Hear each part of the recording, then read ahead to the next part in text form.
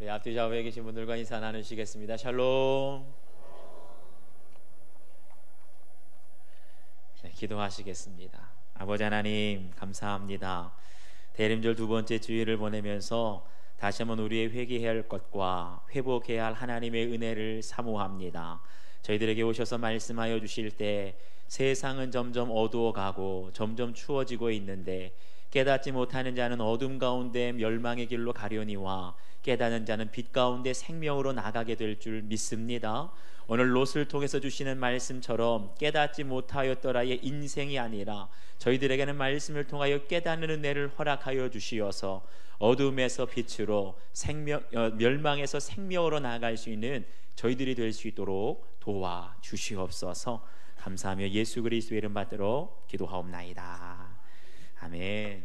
할렐루야. 제가 오래전에 보았던 영화 중에 디 임파서블이라고 하는 영화가 한 편 있습니다. 어떤 영화랑 좀 비슷한데 미션 임파서블이 아니라 디 임파서블이라고 하는 영화인데, 이 영화는 2004년도에 인도네시아에서 있었던 쓰나미 그 사건 실화를 바탕으로 한 영화였어요. 그런데 거기에 주인공 루카스의 가족이 나오는데 12월 24일 날 성탄절 휴가를 맞이해서 이 가족들이 오랜만에 태국에 있는 휴양지를 방문하게 됩니다. 그런데 거기서 뜻밖의 그 쓰나미가 그 휴양지를 덮치는 거예요. 눈 깜짝할 사이에 무려 30만 명이나 그 당시에 희생을 당했다고 합니다. 그래서 10분 만에 휴양지를 쓰나미가 다 휩쓸고 가니까 그냥 한순간에 휴양지가 지옥처럼 변화된 거예요. 여기저기서 아우성을 치고 죽어가는 사람들, 가족들의 생사를 알 수 없는 그 절망적인 상황 속에서 이 루카스 큰아들인데 가족을 찾아 나섭니다. 여기저기가 다 황폐화되어지고 다 죽어나가는 그런 상황 속에서도 아빠를 찾고 두 동생을 찾고, 그런데 기적과 같이 그 현지 병원에서 온 가족들이 다 살아있는 채로 만나게 되는 거예요. 그런데 그 영화를 보면서 세 가지 교훈, 영화가 주는 교훈이 있습니다. 첫 번째는 뭐냐 하면 쓰나미는 아주 무서운 재난이라는 거예요. 두 번째는 아무리 절망적인 상황이라고 할지라도 끝까지 희망을 포기하지 말라, 그런 메시지를 줘요. 세 번째는 가장 소중한 것은 무엇이다? 가족이라는 거예요. 그래서 가족의 소중함을 다시 한번 깨닫게 돼요. 그런데 그 영화를 보면서 제가 다른 영화보다도 감동이 되었던 건 뭐냐 하면, 그 영화는 가상의 사건이 아니라 실제로 그 주인공들이 경험했던 것, 실화를 바탕으로 했기 때문에 더 감동이 되었던 거예요. 여러분 보세요.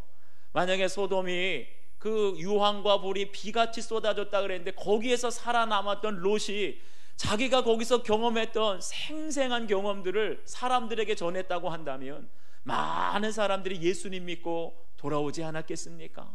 그런데 롯은 그걸 깨닫지 못하는 거예요. 그 소돔에서 유황불에서 살아남았던 자신의 경험을 깨닫지 못하고 혼자만 살아남기 위해서 산으로 올라가고 혼자만 살아남기 위해서 동굴로 가게 되니까 결국은 비참한 인생이, 아주 수치스러운 인생이 되고 맙니다. 그래서 오늘 주신 말씀을 통해서 깨닫지 못하였더라, 깨닫지 못하는 인생이 어떤 인생인가, 우리 말씀의 은혜를 함께 나누겠습니다. 첫 번째, 뒤를 돌아보는 사람입니다. 우리 26절 말씀 함께 한번 다시 읽겠습니다. 26절 시작.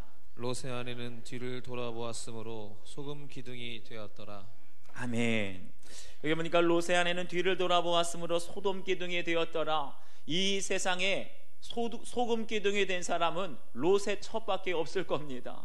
그래서 이것은 믿는 사람이나 믿지 않는 사람이나 다 알고 있는 유명한 사건이 되었어요.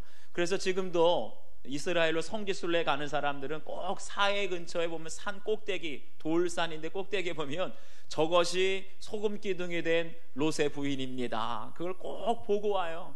그런데 여러분, 그걸 수천 년 동안 보면서 사람들이 무슨 교훈을 받았겠습니까?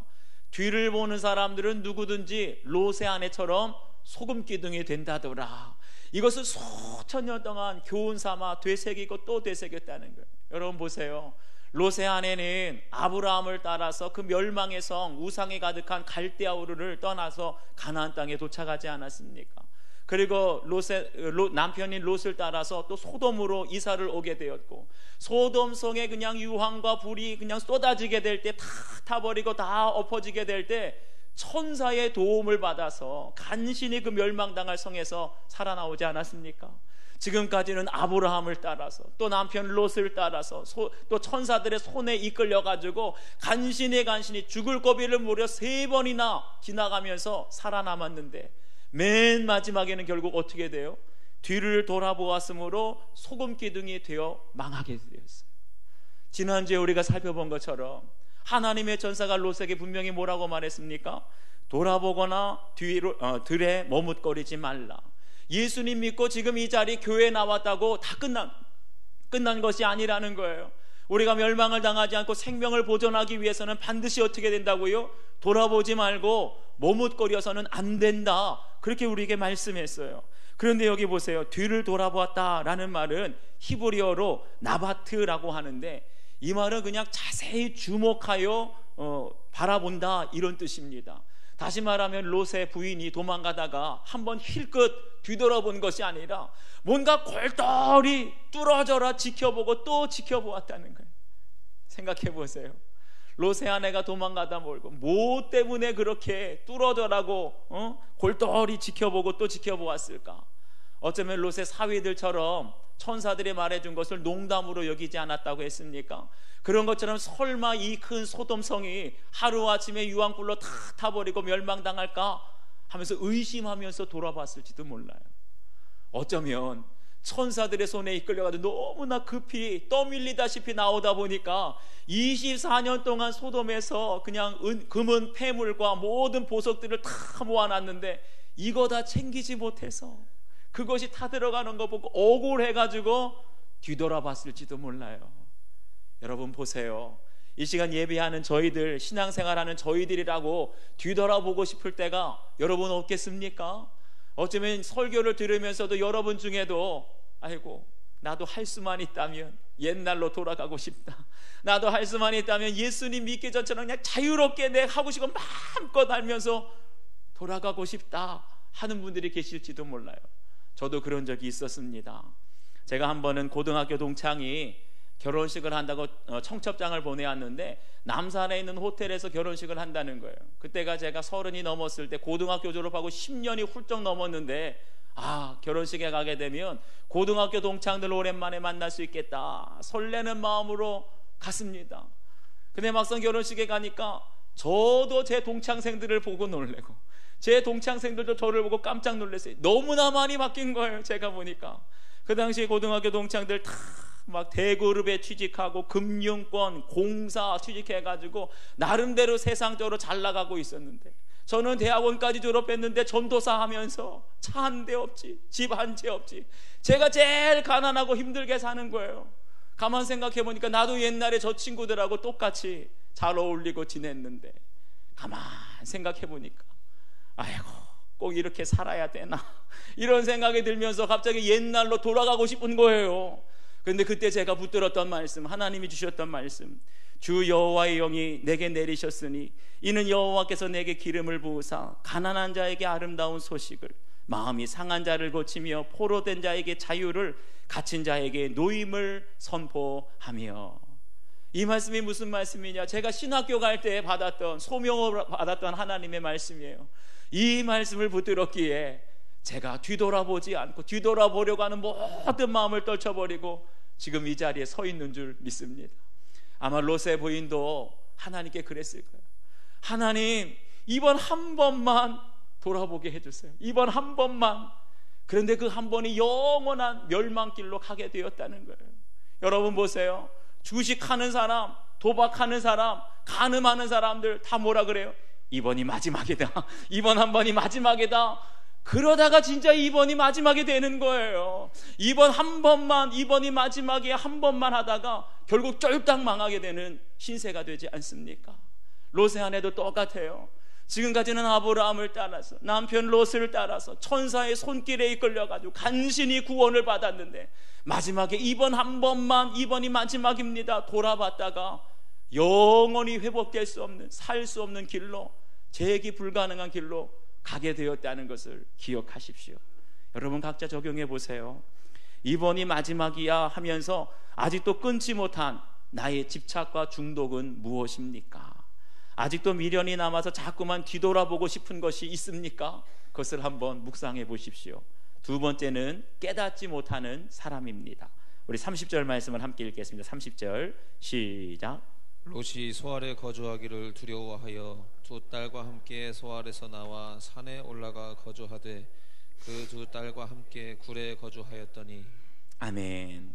여기 보니까 롯이 소알에 거주하기를 두려워하였다라고 그랬어요. 소알이 어떤 성이냐? 원래는 하나님께서 소돔과 고모라뿐만 아니라 소알도 다 멸망시키려고 했습니다.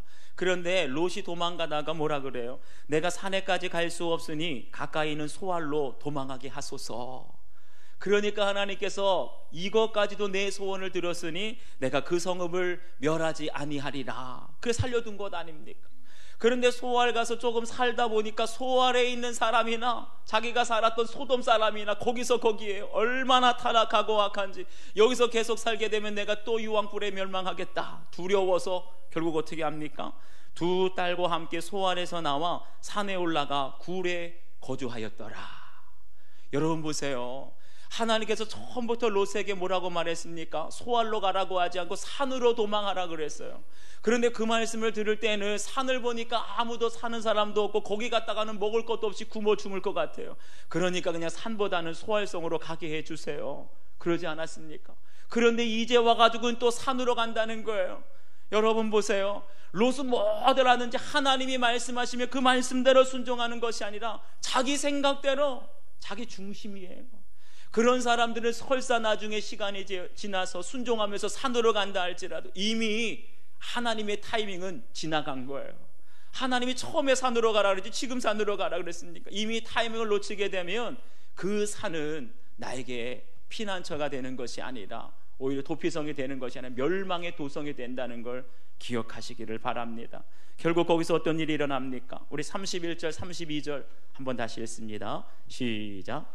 큰딸이 작은딸에게 이르되 우리 아버지는 늙으셨고 온 세상의 도리를 따라 우리의 배필될 사람이 이 땅에는 없으니 우리가 우리 아버지에게 술을 마시게 하고 동침하여 우리 아버지로 말미암아 후손을 이어가자 하고. 아멘. 여기 보니까 큰딸이 말하기를 세상의 도리를 따라 우리의 배필될 사람이 이 땅에 없다라고 말합니다. 이미 소돔성에서 나올 때도 이 두 딸에게는 약혼한 사위가 있었어요. 그런데 나와 보니까 어때요? 아무리 눈 씻고 찾아봐도 이 땅에 제대로 된 신랑감이 없다는 겁니다. 그러니까 큰딸이 작은 동생에게 뭐라 그래요? 우리 아버지로 말미암아 후손을 이어가자. 이게 무슨 말이에요 도대체? 후손을 잇기 위해서 딸들이 아버지와 뭐 하자는 겁니까? 아버지와 동침하자는 거예요. 여러분 이게 도대체 제 생각 가지고 이런 말 할 수 있습니까? 이 딸들이 말을 해놓고 나서도 이게 정말 맨정신으로는 이렇게 할 수가 없으니까 뭐라 그래요 또? 아버지에게 술을 먹여가지고 술 취하게 한 다음에 동침하자. 설교하는 제가 다 민망합니다. 여러분 이런 생각이 어디에서 왔습니까? 이게 소돔에서 온 것 아니에요. 비록 롯과 그 딸들이 소돔은 떠나왔지만 그들의 마음속에는 소돔에서 24년 동안 보고 듣고 경험했던 그 음란한 삶이 여전히 남아있는 것 아닙니까? 여러분 보세요. 우리가 소돔을 떠났다고 해서 음란한 도시를 떠났다고 해서 하루아침에 내 버릇과 습관이 바뀌고 내가 하루아침에 거룩해지고 새 사람 되는 게 아니에요. 죄악은 우리 마음에 흐르고 있지 않습니까? 그렇기 때문에 도시를 떠난다고 해서 내가 거룩해지는 것이 아니라 사람들이 보지 않는다고 해가지고 죄를 짓지 않는 것이 아니라 내 안에 여전히 물들었던 모든 죄악의 문화, 음란의 문화가 남아있다는 걸 아셔야 돼요. 그러니까 결국 어떻게 됩니까? 우리 33절 한 번 더 읽습니다. 33절 시작. 그 밤에 그들이 아버지에게 술을 마시게 하고 큰딸이 들어가서 그 아버지와 동침하니라. 그러나 그 아버지는 그 딸이 눕고 일어나는 것을 깨닫지 못하였더라. 아멘. 여기 보니까 결국 그 밤에 계획한 일을 두 딸이 저지르게 됩니다. 끔찍한 일들이 지금 일어나고 있는 거예요. 그런데 여기 주목할 부분이 있습니다. 그러나 그 아버지는 그 딸이 눕고 일어나는 것을 깨닫지 못하였더라. 지금 롯의 가정에서 끔찍한 죄악이 벌어지고 있어요.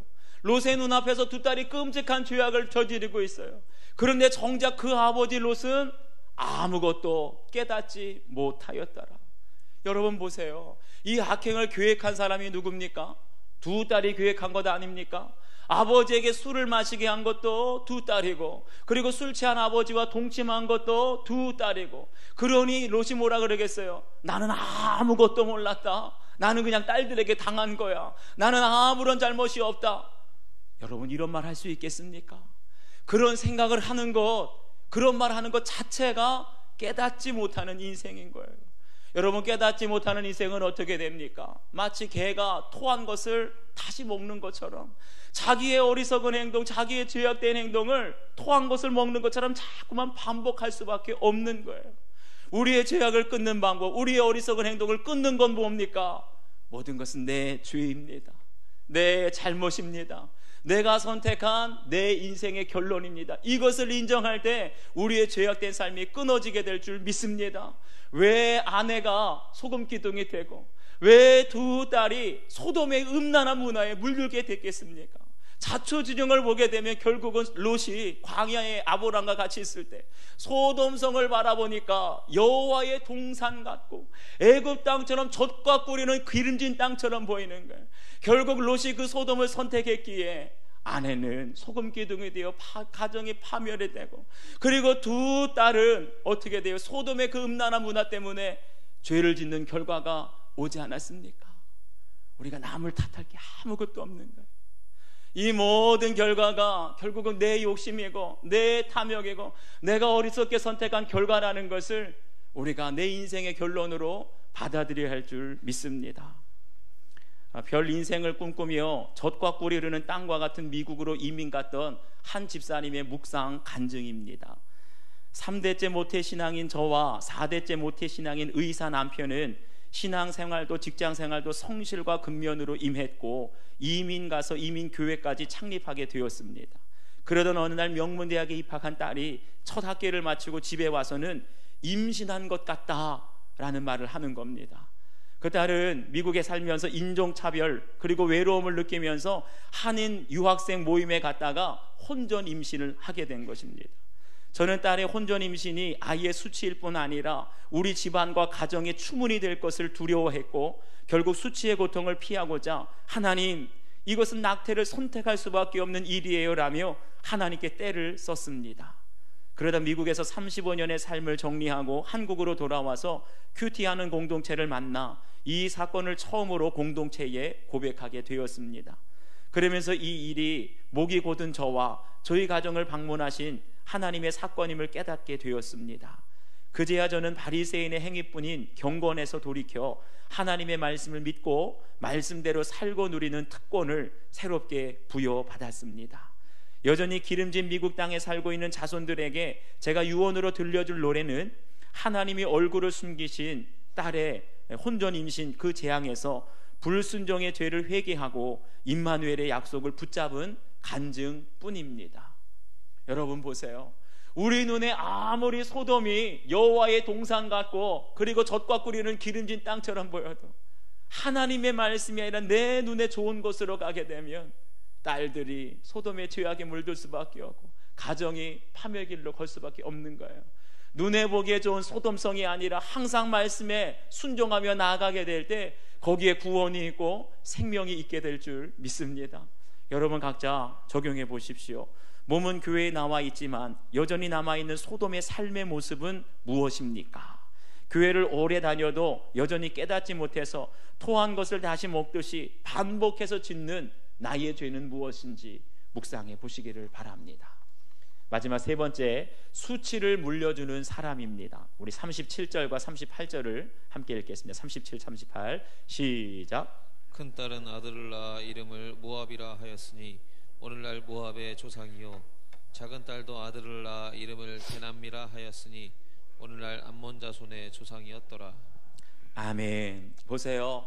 오늘 말씀을 보게 되면 소돔에 유황과 불이 비같이 쏟아졌다 그랬어요. 땅이 다 엎어졌다 그랬어요. 그런데 거기서 롯을 건져낸 것은 롯의 의로움이 아니었습니다. 하나님께서 아브라함의 기도를 기억하셨더라. 아브라함의 중보기도가 있었기에 그 멸망할 소돔에서 롯과 그의 가족들이 구원받았는데, 근데 결국 어떻게 됩니까? 소활성에 있다가 다시 산으로 도망가고 산에서 동굴에서 딸들과 함께 생활하다 보니까 자기가 술에 취한 줄도 모르고 술에 취해서 그렇게 끔찍한 죄를 짓는 것도 결국은 깨닫지를 못하게 되는 거예요. 그 인생이 어떻게 됩니까? 큰 딸은 아들을 낳아 모압이라 하였고 작은 딸도 아들을 낳아 베남미라 하였다. 다시 말하면 술에 취해서 두 딸을 통해서 동침하여서 두 아이를 낳게 되는데, 첫째 딸이 낳은 아들의 이름은 모압, 둘째 딸이 낳은 아들의 이름은 베남미. 근데 모압이라는 말이 무슨 뜻이냐? 모압이라는 건 모아브라는 뜻인데, 아브는 아버지라는 뜻이에요. 그러니까 모아브라는 뜻은 아버지로부터, 아이의 이름을 짓는데 아버지로부터 낳은 아들이다. 이게 무슨 뜻이에요? 아버지랑 근친상간에서 낳았던 아들이라는 뜻이에요. 그러니까 모압의 자손들은 영원히 그 자손 대대로 우리는 아버지로부터 근친상간, 그 수치를 통해서 낳은 아들, 자손들에게 롯은 그 수치를 통해서 물려주게 되는 거예요. 두 번째 딸이 낳은 아들의 이름은 뭐냐? 베남미. 이건 두 가지 의미가 있는데, 내 백성의 아들이라는 뜻과 내 아버지의 아들, 이런 뜻이 똑같지 않습니까? 베남미, 이름을 부를 때마다 우리는 아버지의 아들이야, 아버지의 아들이야.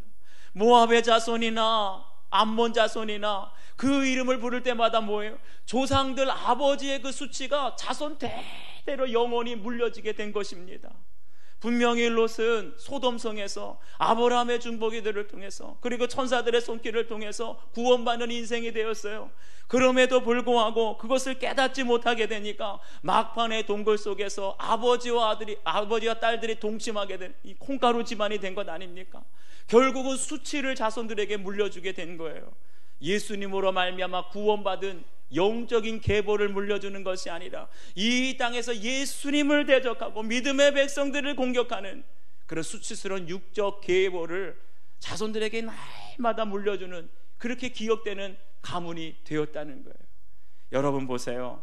그래도 롯이 그 악한 소돔에 있을 때는 그나마 순결을 지켰는데, 구원받은 후 동굴에서 딸들과 사람들을 다 떠나서 안 보이는 곳에서 홀로 생활하다 보니까 오히려 마지막에 끔찍한 죄를 짓지 않습니까?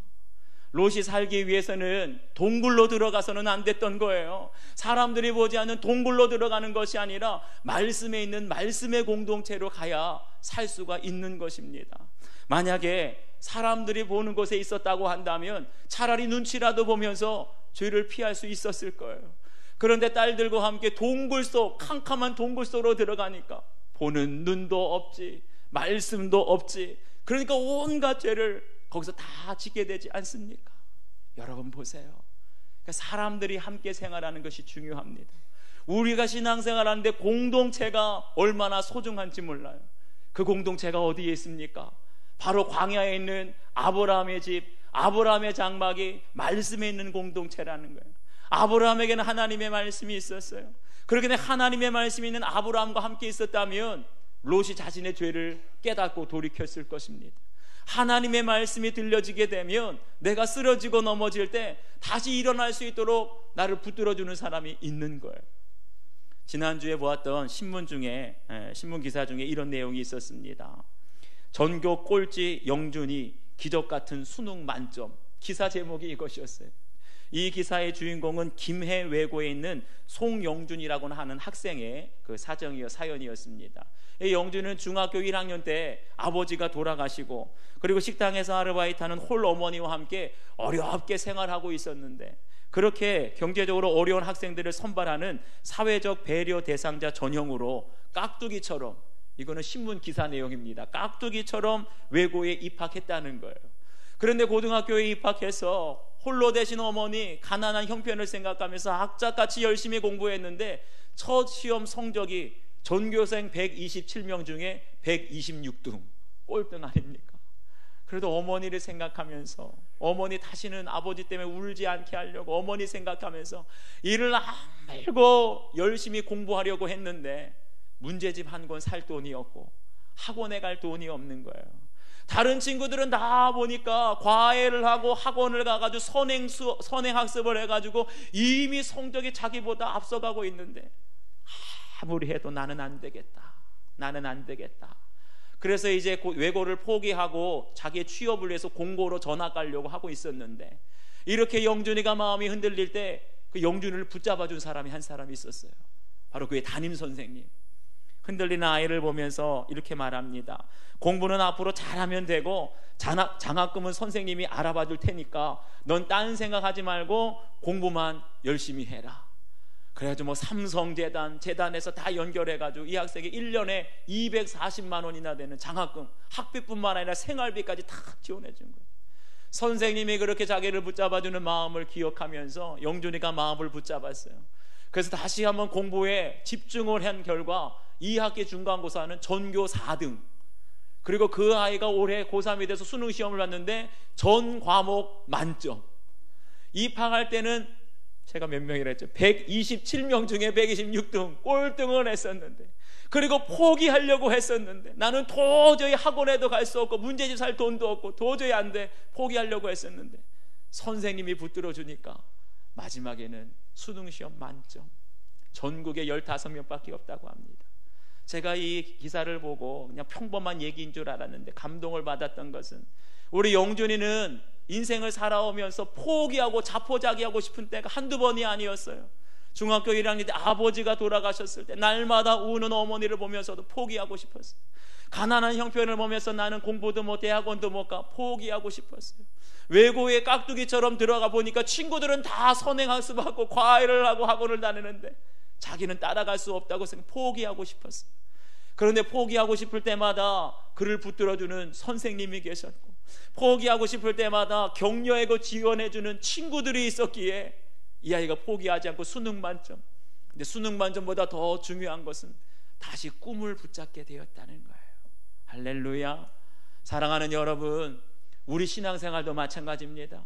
나 혼자서는 이 신앙생활을 끝까지 갈 수가 없는 거예요. 산속으로 들어가고 동굴 속으로 들어간다고 내가 거룩해지는 것이 아니라 말씀 있는 믿음의 공동체로 나올 때 우리의 영이 살게 되는 줄 믿습니다. 말씀의 공동체 안에 있을 때 내 죄를 깨닫게 되는 거예요. 말씀의 공동체 안에 있게 될 때 그 말씀대로 적용하게 되는 거예요. 말씀의 공동체 안에 있게 될 때 내가 쓰러지고 넘어지고 낙심하고 포기하고 싶을 때 누군가 나를 붙들어 일으켜 세워주고 다시 주님의 길을 가게 되는 줄 믿습니다.